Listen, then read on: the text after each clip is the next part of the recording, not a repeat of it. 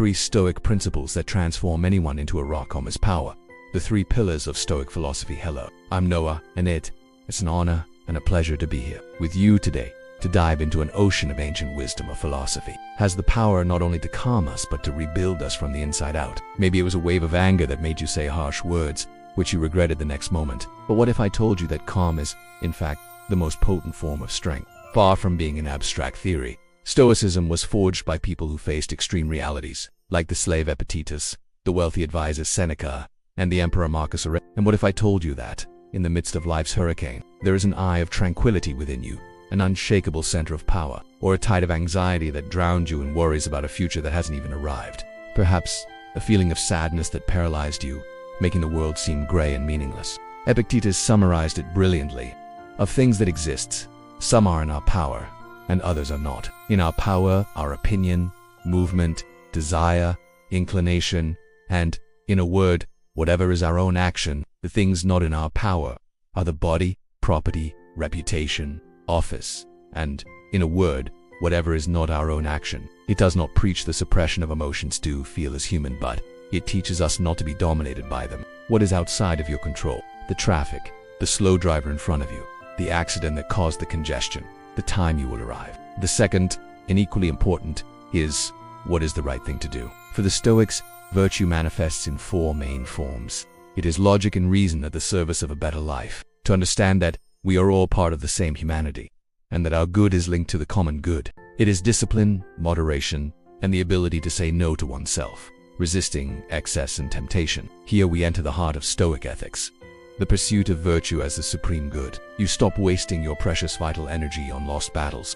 and to stand up for what is right, even when it is difficult. Your mind, previously scattered among 1,000 external worries, focuses on the only field where you can truly win. He would tell himself, "Today I shall meet with the meddling, the ungrateful, the arrogant, the dishonest, the envious, the rude." But he didn't stop there. He reminded himself that these people acted this way out of ignorance of good and evil, and that he should not let their failure stain his own character. It was a mental warm-up for the day's training. You become a focused archer. You cannot control the gust of wind that diverts the arrow, nor the sudden movement of the target. If today you got less irritated than yesterday, you evolved. You will fail. There will be days when anger will win, when anxiety will dominate. The Stoic does not whip himself for this. He looks at the failure as an athlete looks at a recording of his game. Where did I go wrong? What can I learn from this to be better tomorrow? Every stumble is a step. Every difficulty is one more weight in the gym, which makes you stronger. If you manage to take a deep breath before giving a sharp reply, you won. Is it the difficulty of letting go of what you don't control? The search for a greater purpose in virtue, or the challenge of daily practice? Leave a comment sharing your experience. Your journey may inspire someone else's. If you chose the difficult task instead of the easy distraction, you became stronger. When you face a challenge, the question is not what will bring me more pleasure or advantage, but rather what would be the wisest, most just, courageous, and controlled attitude here. But you can control your posture, your breathing, the strength with which you draw the bow, and the exact moment you release the string. The Stoic focuses on making the perfect shot. The final result belongs to fate. What is under your control? Your reaction. You can choose to honk frantically, curse, feel your heart race with stress, ruining your health and your mood. Or you can take a deep breath, accept the situation as it is, turn on a podcast, listen to music, call to say you'll be late, or simply use that time to think. Unfair criticism is an opportunity to practice resilience and non-dependence on the opinions of others. A moment of laziness is a chance to practice discipline. The opportunity to help someone is a chance to practice kindness. We have all been there. We live in a frantic world that glorifies immediate reaction, impulse, explosive passion. An athlete does not become a champion just by reading books about their sport. They train every day, tirelessly. In the same way, a Stoic does not seek instant perfection, but constant progress. Life is our gym. It gives us the tools to be the captain of our own ship, navigating with serenity, regardless of the storm's strength. It is a liberation. It is the peace of knowing that you are doing your best in what is up to you. The rest, you entrust to the universe, to the flow of life. This is the first and most important foundation of the inner rock. It is a philosophy for the trenches, designed to help us live a good and virtuous life, no matter the circumstances we face. We are constantly bombarded by stimuli, news, and opinions that test our limits every second. Have you ever felt like a leaf in the wind, carried away by emotions that seem stronger than you? In this chaotic scenario, calm is often mistaken for weakness, passivity, or indifference. The Stoic philosophy, born more than 2 millennia ago, is a practical guide for life. teaching that calm is not an accident, but a force that is built consciously. The essence of this philosophy, developed in the streets of Greece and perfected in Rome, is surprisingly simple.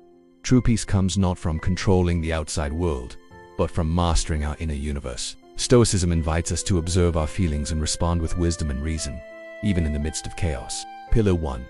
The dichotomy of control. This is the foundation of the entire Stoic structure. If you understand and apply just this one principle, your life will already be radically transformed. Let's translate this to the 21st century. Imagine you are stuck in terrible traffic. You have an important meeting and you're late. When you internalize the dichotomy of control, something magical happens. The calm that is born from this acceptance is not passive resignation. Pillar 2. Virtue as the only North Star. If the Stoics' first question is this under my control, the only thing no one can take from you is your character, your virtue. Wisdom, the ability to distinguish good from evil, the useful from the useless, what is under our control from what is not. Justice, to act with righteousness, honesty, and kindness towards others. Courage, not just physical courage on the battlefield, but the moral courage to face fear, pain. Self-control, the mastery over our own desires and impulses. To live with virtue means that your internal compass is always pointing to this true north. Pillar 3. Life as a daily training. Stoicism is not a read and forget philosophy. It is a read and practice philosophy. Every day offers us countless opportunities to train. The annoying coworker is a chance to practice patience. Marcus Aurelius would start his days by preparing for what was to come, a practice known as premeditation. The Stoic constantly observes himself. Why did I feel this way? Was my reaction proportional to the event? Did I act according to my principles?